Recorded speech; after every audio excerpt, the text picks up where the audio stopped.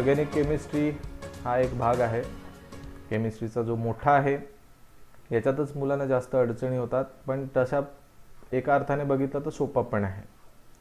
आता आपण chapter number 14ला सुरुवात करतोय, जे तुमचं 11वीचं पुस्तक आहे. त्याचं चॅप्टरचं नाव आहे basic principles of organic chemistry.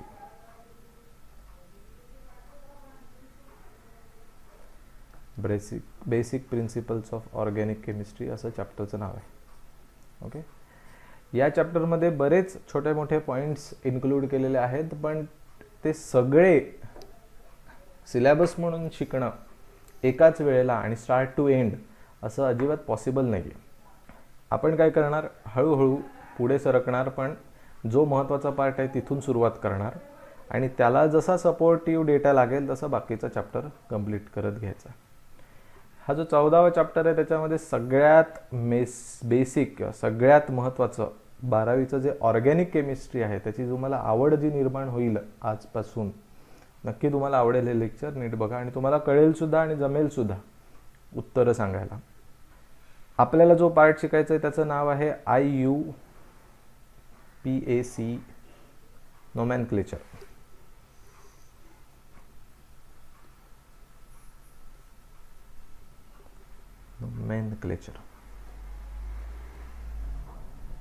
IUPAC नोमॅनक्लेचर हा पार्ट आपल्याला शिकायचा आहे. मग आता हे नोमॅनक्लेचर शिकताना सगळ्यात पहिल्यांदा ओळख करून जी कोणाची घ्यायची आहे तर ती आहे कार्बन या इलेमेंटची. ओके, कार्बन हा इलेमेंट, त्याचं सिम्बॉलिक रिप्रेझेंटेशन C. आता हा कार्बनमध्ये किती नंबर ऑफ इलेक्ट्रॉन्स आहेत ते आपल्याला आधी समजून घ्यायला पाहिजे. तर ह्याच्यामध्ये किती नंबर ऑफ इलेक्ट्रॉन्स आहेत कोणाला माहिती आहे? कार्बन 6. मग आता या 6चा गडबड काय झाली ते आधी समजून घ्या. याचं न्यूक्लियस जे आहे त्याच्या न्यूक्लियसच्या आतमध्ये 6 नंबर ऑफ प्रोटॉन आहेत. त्याच्याशी आपल्याला काही देणं घेणं नाही. आपल्याला ह्या न्यूक्लियसच्या बाहेर ऑर्बिटमध्ये काय आहे ते बघायचं. ऑर्बिटमध्ये 6 इलेक्ट्रॉन आहेत. आता केमिकल कॉन्फिगरेशन प्रमाणे, ॲटॉमिक स्ट्रक्चर प्रमाणे पहिल्या ऑर्बिटमध्ये 2च इलेक्ट्रॉन असतात आणि जी दुसरी ऑर्बिट आहे, ऑर्बिट नंबर 2 सेकंड,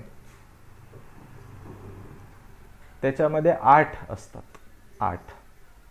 पण आपल्याकडे प्रॉब्लेम असा झालाय, कार्बनमध्ये 2 इलेक्ट्रॉन कुठे बसले? फर्स्ट ऑर्बिटमध्ये. मग आता यातले 2 गेले म्हणजे उरले 4च. सो 4 इलेक्ट्रॉन त्याचे कुठल्या ऑर्बिटमध्ये बसले? Orbit number 2. सो हे त्याचं ॲटॉमिक स्ट्रक्चर आहे. इथे तुम्हाला इमेज दिसेल 2 हे पहिल्या ऑर्बिटमध्ये आणि बाहेरच्या ऑर्बिटमध्ये 4 जागा रिकाम्या आहेत दुसऱ्या ऑर्बिटमध्ये. कारण दुसऱ्या ऑर्बिटमध्ये जागा किती भरायला पाहिजे होत्या? 8 इलेक्ट्रॉन्स भरायला पाहिजे होते, पण भरले किती गेले? 4च. कारण याच्याकडे मुळात 6च आहेत. हा 8 आणणार कुठनं? इकडे नाही आणू शकत. त्याच्याकडे जेवढे आहेत तेवढेच सेट होणार, 2 आतल्या 4 बाहेरच्या. आता उरलेल्या ज्या 4 जागा आहेत इकडे इलेक्ट्रॉनसाठी, तर हे बरोबर बॉर्डर झाली. 8चा मध्य झालाय. 4 इलेक्ट्रॉन्स भरलेले आहेत आणि 4 वेकंट आहेत. म्हणजे आपण असं म्हणू शकतो इलेक्ट्रॉनची व्हॅलन्सी 4 आहे किंवा व्हॅलन्स इलेक्ट्रॉन्स पण 4 आहेत. आणि असे जे असतात, असा जो कार्बन आहे त्याला भूक लागते सारखी. तर हा कार्बन आपली स्टॅबिलिटी पूर्ण करण्यासाठी, याला 4 इलेक्ट्रॉनची गरज पडते, म्हणून आपले 4 इलेक्ट्रॉन्स कंप्लीट करण्यासाठी ज्याच्याबरोबर भेटेल त्याच्याबरोबर मैत्री करतो. जो भेटेल इलेमेंट त्याच्याबरोबर तो मैत्री करणार. ज्याला इकडे कनेक्ट करता येतील, ज्याच्याकडनं इलेक्ट्रॉन्स मिळवता येतील त्याच्याकडनं तो इलेक्ट्रॉन्स मिळवतो. कारण 4 जागा रिकामी आहेत. हा कायम तयार असतो प्रत्येकाबरोबर अलायन्स करायला, प्रत्येकाबरोबर जोडी बनवायला. त्यामुळे आता इथून पुढे आपण जेवढे केमिकल कंपोजिशन्स बघू त्याच्यात तुम्हाला सारखं एक लेटर सारखं बघायला मिळेल. That is C. And that C is nothing but C represents carbon. मग आता आपण पहिलं केमिकल कंपोजिशन बघतोय. नीट बघा, एकदम सोपं आहे, एकदम सोपं आहे. काही टेन्शन घ्यायचं नाही. एक टेबल पण मी तुम्हाला तुमच्या पुस्तकातलं दाखवतो. पण बघा, एक कार्बन घेतला तर आता आपण डायग्राम कशी काढणार बघा. हा कार्बन घेतला की आपण असे 4 रेषा दाखवणार. ओके, हा मध्ये सी. 4 रेषा कशासाठी दाखवल्या, तर त्याच्याकडे रिकाम्या जागा किती आहेत, त्याची व्हॅलन्सी किती आहे, 4. म्हणजे त्याला जर कोणी येऊन चिकटले तर किती जण येऊन चिकटू शकतात, 4 जण. कुठलेही 4 अदर इलेमेंट्स येऊन चिटकू शकतात. काय चिटकू शकतात ते पण मी तुम्हाला सांगितलं, कारण त्याची व्हॅलन्सी 4 आहे. आता या कार्बनला समजा एक हायड्रोजन येऊन चिकटला, इकडे एक हायड्रोजन येऊन चिकटला, इकडे एक हायड्रोजन येऊन चिकटला, इकडे एक हायड्रोजन येऊन चिकटला. सो याची जी व्हॅलन्सी होती ती आता फुलफिल झाली. 4 रिकाम्या जागा होत्या, त्या 4 रिकाम्या जागांमध्ये एक एक हायड्रोजन येऊन चिकटला. आता तुम्ही म्हणाल हायड्रोजनच का, कारण हायड्रोजन पहिला एलिमेंट है ना, 1. सो तो एकटा आहे, एक इलेक्ट्रॉन. ते असे 4 इलेक्ट्रॉन येऊन त्याच्यामध्ये बसले, एक नवीन केमिकल तयार झालेला आहे. या केमिकलला म्हटलं जातं, हे त्याचं केमिकल स्ट्रक्चर, ते आपण कंडेन्स्ड फॉर्ममध्ये, ओके, कंडेन्स्ड फॉर्ममध्ये असं लिहू शकतो, CH4. This is chemical structure, this is condensed form. Condensed म्हणजे असं एवढं करण्यापेक्षा मी असं ओळीत लिहू शकतो. 4 आहेत इलेक्ट्रॉन, 4 आहेत हायड्रोजन, सो H4, आणि कार्बन 1 आहे म्हणून C. कंडेन्स्ड फॉर्म हा जो आहे तो, किंवा त्याला आपण मोलिक्युलर फॉर्ममध्ये पण रिप्रेझेंट करू शकतो. मोलिक्युलर फॉर्म याच्यामध्ये पण रिप्रेझेंट करू शकतो. मोलिक्युलर फॉर्ममध्ये रिप्रेझेंट करण्यामध्ये केलं की त्याला पण CH4च असं लिहिलं जातं. खरं हे आणि हे वेगळं आहे, पुढच्या एक्झाम्पलपासून वेगवेगळं होईल ते. आता सध्या हे एकच दिसतंय. ठीक आहे. मग आता याच्या पुढे काय, तर याचं IUPAC नेम काय, IUPAC नेम काय आहे, IUPAC नोमॅनक्लेचर काय आहे, तर याला म्हटलं जातं मिथेन, METHANE, मिथेन. आता मिथ हा शब्द लक्षात घ्या, मेथ. हा मेथ शब्द तुम्हाला रिप्रेझेंट करतो, हा एवढा जो पार्ट आहे मेथ, म्हणजे ही नावं हळूहळू लक्षात राहतील, डोंट वरी. हा मेथ जो शब्द आहे तो कोणाला रिप्रेझेंट करतो की इथे इलेक्ट्रॉनची संख्या किती आहे, तर इलेक्ट्रॉनची संख्या किती आहे, एकच आहे, म्हणून मेथ. मग आता इलेक्ट्रॉनची संख्या 2 असेल तर काय, तर इलेक्ट्रॉनची संख्या 2 असेल तर त्याचं नाव आहे इथ, ETH, इथ. आणि पुढे त्याला ANE जोडायचा, इथेन. मग आता त्याचं केमिकल स्ट्रक्चर कसं असणार, तर मी आताच म्हटलं तुम्हाला किती आहेत त्याच्यात, कार्बन किती असणार त्याच्यात, 2. सो इथेनमध्ये 2 कार्बन असणार, so C dash dash dash dash dash dash dash. कसं काढायचं आहे बघा, C काढले, 2 का काढले, 2 म्हणजे इथ. ANEचा अर्थ काय ते मी आता पुढे सांगतो. एका कार्बनला किती काड्या काढायच्या, 4, इकडे 4. आता त्यातली ही एक जी काडी आहे ती याची पण आहे, याची पण आहे, म्हणजे एकमेकांना कनेक्ट झाले. मग आता ह्या कार्बनचे रिकामी जागा किती आहेत बघा, 3, म्हणजे H H H. या कार्बनच्या पण किती जागा रिकामी आहेत, 3, H H H, hydrogen hydrogen hydrogen. मग आता याचा कंडेन्स्ड फॉर्म कसा लिहिणार बघा, इकडे कसं तयार झालं, C, आणि त्याला किती किती हायड्रोजन कनेक्टेड आहेत, 1 2 3, म्हणजे CH3 डॅश मध्ये. हे इकडचा जो कार्बन आहे त्याला पण किती हायड्रोजन कनेक्ट आहेत, 3, so CH3. So CH3 dash CH3 हे त्याचा कंडेन्स्ड फॉर्म झाला, म्हणजे इथेन. आणि त्याचं मोलिक्युलर फॉर्म तो कसा लिहिणार, तर टोटल किती कार्बन आहेत, C2 2 आहेत, आणि हायड्रोजन किती आहेत, 3 आणि 3 6, सो C2H6 हा त्याचा मोलिक्युलर फॉर्म झाला. मिथ, एक कार्बन दिसला की मिथ, 2 दिसले तर इथ. मग आता हे ANE हा शब्द काय आहे, ANE म्हणजे सिंगल बॉन्ड. कोव्हॅलंट बॉन्ड्स जे असतात 2 कार्बनमध्ये ते किती प्रकारचे, कुठल्या प्रकारचे, तर सिंगल असेल तर अशी 1 डॅश असेल, 2 असतील तर इथे 2 डॅश असतात, डबल बॉन्ड. सो तुम्ही असं लक्षात ठेवा, ANE हा शब्द आहे सिंगल बॉन्डसाठी, म्हणजे अशा डॅश असतील तर साध्या काड्या. डबल असेल, अशी दिसली तुम्हाला काडी, डबल बॉन्ड, अशी दिसली तर ट्रिपल बॉन्ड. याच्या वेळेला ENE शब्द लागतो. ट्रिपल बॉन्ड असेल तर YIL किंवा YIN, YNE असं लागतं. तर ते नंतर बघू आपण, आधी काय त्याच्यात भानगडीत पडू नका, सध्या हे फक्त समजून घ्या. आता केमिकल स्ट्रक्चर पहिलं हे काढून घ्या. सी बरोबर मधोमध, त्याला 4 काड्या काढायच्या लगेच. इकडे हायड्रोजन, हायड्रोजन, हायड्रोजन आणि हायड्रोजन. किती कार्बन आहेत? 1. आणि हायड्रोजन किती आहेत? 4. So CH4. This is molecular formula as well as condensed formula and its name is methane. Methane. त्या मिथला अंडरलाईन करा. मिथ माने 1, 1 कार्बन. कार्बनची संख्या किती आहे त्याच्यावर ते नाव दिलं आहे. दुसरा जो आहे त्याच्यात इथेन नाव आहे, इथेन. ओके, इथ माने 2. इथ म्हणजे 2. सो 2 कार्बन लावले. याच्या 4 काड्या काढायच्या आहेत. 1 2 3 4. याच्या पण 4 काड्या, पण इथे लगेच दुसरी नाही काढायची परत. डबल डबल नाही, एकच ही. ही काडी याची पण आहे, ही काडी याची पण आहे. आता एका कार्बनचा विचार करा. हा कार्बनच्या 4 जे दांड्या आहेत त्यातली एक दांडी भरली गेलेली आहे कार्बनने, दुसऱ्या कार्बनने. म्हणजे याचा एक कोव्हॅलंट बॉन्ड तयार झालेला आहे. 3च बॉन्डिंग बाकी आहे. तिकडे हायड्रोजन येऊन बसेल, इथे हायड्रोजन येऊन बसेल. 3. सो कंडेन्स्ड फॉर्म्युला कसा लिहायचा आहे बघा. इकडे याचा विचार केला तर CH3. ठीक आहे, मध्ये डॅश. इकडे जर विचार केला तर इकडे पण CH3. So CH3 CH3. Molecular फॉर्म्युलामध्ये total करायची. 2 कार्बन, सो C2 आणि टोटल 6 हायड्रोजन, 6H6. नाव आहे इथेन. ठीक आहे, आता 2 कार्बन एलिमेंट्सवाला झाला. इथपर्यंत झालेत सगळे रेडी. पुढचं काम पटापट करायचं. आता बघा तिसरा म्हणजे 3 कार्बनचा, 3 कार्बन. 3 कार्बन्सना काय नाव दिलं जातं बघा, प्रोप. Prop N.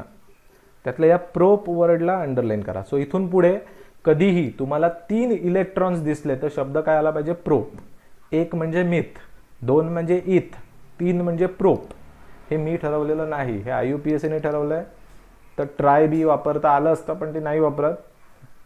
आपल्याला आता अधिकार नाही बदलायला. आपण प्रोप म्हणजे 3च वापरणार. हे नीट लक्षात घ्या. मग आता तुम्ही स्ट्रक्चर कसं काढाल बघा. C 1 डॅश, दुसरा C डॅश, तिसरा C. आता काड्या काढायच्यात. हा पहिला कार्बनला बघा 1 बॉन्डिंग झालेला आहे. 3 तर जागा रिकामी आहेत, त्या 3 जोडून टाकल्या.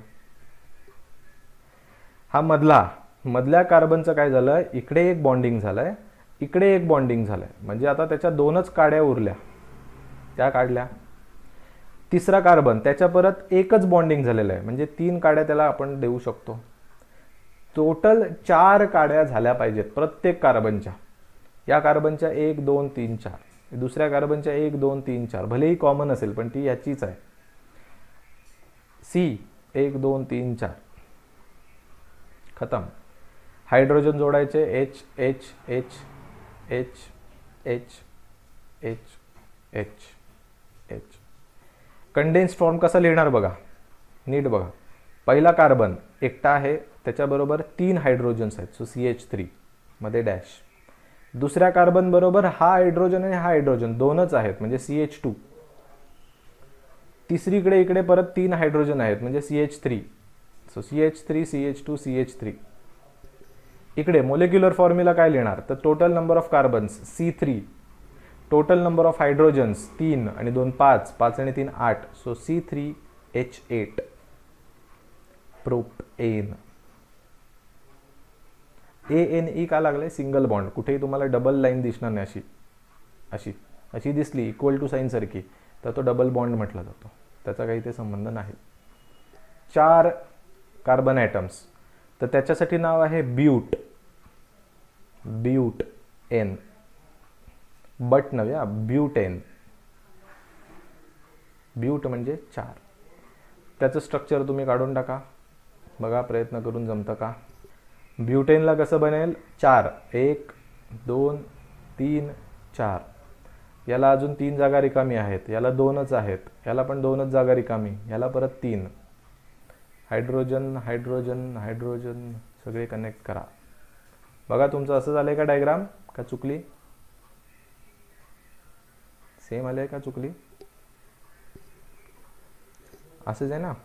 आता कंडेन्स्ड फॉर्म कसा लिहायचा, पहिला कार्बन ॲटम आहे CH3, दुसऱ्या कार्बनला 2च हायड्रोजन आहेत म्हणजे CH2, तिसऱ्याला परत 2च आहेत CH2 आणि परत चौथ्याला 3 CH3, CH3 CH2 CH2 CH3 butane. Total carbons किती आहेत? 4, सो C4. आणि हायड्रोजन बघा 3 आणि 2 3 आणि 2 5 आणि 2 7 आणि 3 10.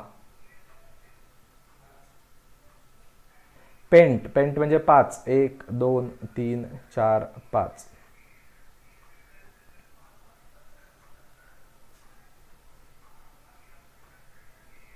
ओके, H H H जोडत जा.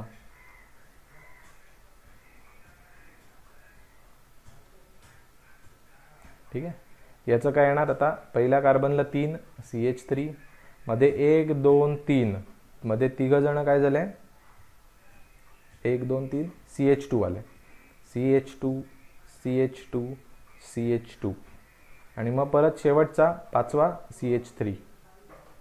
टोटल इथे येईल C5H12. याला अजून एक पद्धतीने लिहिलं जातं. CH3 लिहितात मध्ये डॅश, CH2 CH2 CH2 वाले किती जण आले? तिघ जण, म्हणून असं लिहिलं जातं CH2 थ्राईस असं वाचतात. CH3 CH2 थ्राईस CH3 म्हणजे हे 3 वेळा आले म्हणून. जसं इथे पण लिहू शकता, हे दोन्ही नावं लिहा, CH3 CH2 ट्वाईस 2 वेळा आले डॅश CH3. हेक्झेनचं किती असतील रे? हेक्स कशासाठी असेल? 6 साठी असणार, 6 कार्बन ॲटम्स.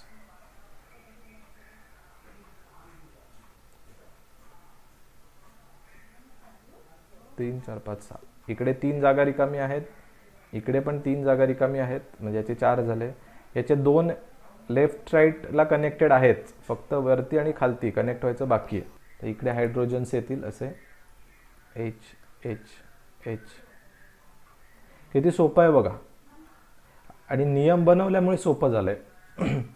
नेमिंग तुम्ही करू शकता. CH3 CH2 CH2 CH2 CH2 CH3 मध्ये 4 वेळा CH3 आलाय, CH2 आलाय, त्यामुळे CH2 4 टाइम्स CH3 इकडे CH3. हेक्सेन. इथे आता त्यांनी बघा इथे म्हटलंय नंबर ऑफ कार्बन्स 1 तेव्हा मिथेन, 2 असतील तेव्हा इथेन, 3 असतील तेव्हा प्रोपेन, 4 असेल तेव्हा ब्युटेन, 5 असेल तेव्हा पेंटेन, 6 असेल तर हेक्झेन, 7 असेल तर हेप्टेन, 8 असेल तर ऑक्टेन. आता 7 पासून आपण पुढचं बघितलं नाही, तर 7ला काय शब्द आहे बघा? Hept, HEPT. ANE शेवटचे जे ANE सगळ्यांमध्ये आहे बघा, ANE it represent single bond. तो ANE सोडून जो भाग आहे ना तो कायम लक्षात ठेवा. हेप्ट म्हणजे 7 साठी आहे, 7 कार्बन ॲटम्स. ऑक्टेन, ऑक्ट म्हणजे 8. नोनेन, नोनेन असं म्हणतात त्याला, नॉन NON हा जो शब्द आहे तो 9 साठी आहे. डेकेन 10. अनडेक, अनडेकेन UNDEC, अनडेक हे झालं 11. डोडेक, डोडेक म्हणजे 12. ट्रायडेक ANE सोडून म्हणजे 13. टेट्रा, टेट्राडेक, टेट्रा म्हणजे 4 साठी वापरतात पण 4 नव्हे 14. 14 असतील तर टेट्रा, 4 असतील तर ब्यूट. हे बघा इथे आहे, 4 असेल तर ब्यूट. हे शब्द जर तुम्ही आज बनवलेत ना, तुम्ही डोक्यात घातलेत ना, आज जरा प्रॅक्टिस केलीत की काम झालं. त्याच्यानंतर टेट्रानंतर पेंटाडेक म्हणजे 15. हेक्साडेक 16. हेप्टाडेक, हेप्ट म्हणजे 7 आणि डेक म्हणजे 10, 7 आणि 10 17. ऑक्टाडेक, ऑक्टा म्हणजे 8, डेक म्हणजे 10 18. नोनाडेक एन, नोनाडेक एन ANE, नोनाडेकेन. आयसोसेन म्हणजे 20. हे वेगळंच नाव आहे. आता इथे 20ला वेगळंच नाव आहे आयसो, पण आधी आपल्याला मी तुम्हाला सांगतो, कुठलीही मोठी नीट असो नाही तर JEE असो, हे 12 आहे ना, 12 डोडेक, त्याच्या पुढे कधीच जात नाही.